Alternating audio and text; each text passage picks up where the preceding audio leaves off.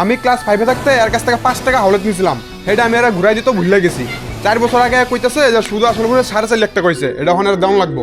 তো আমি দিতে পারছি না দেখে আমি নতুন বিয়া করছি, আমার বড় লয়ে গেছে গায়ে। পয়সা ঘুরাই দিবে তারপরে বউ দিয়ে আমরাও। এই 5টা লেগে মানুষের বউ নিয়ে যাস, এটা কি ঠিক? তাহলে কি পয়সা নিছে ঘুরাই দাম লাগতো না? যেটা করছি ঠিকই করছি, শুধু আসলে আমার টাকা ফেরত লাগবো। আচ্ছা তুই কি তোর বউর পয়সা দিয়ে ছুটাই নেবে?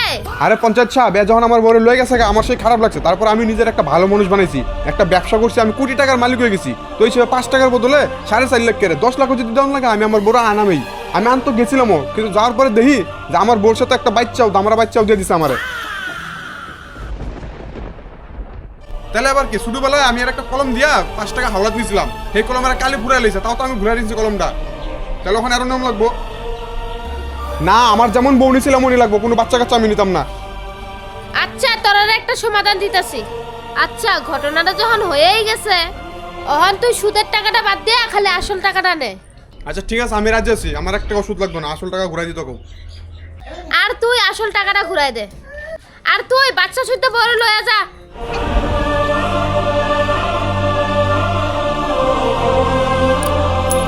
চলো। ওই জ্যোতিমা শুন না, মা 5 টাকার কিছু খাই লাইস। হ্যাঁ যা।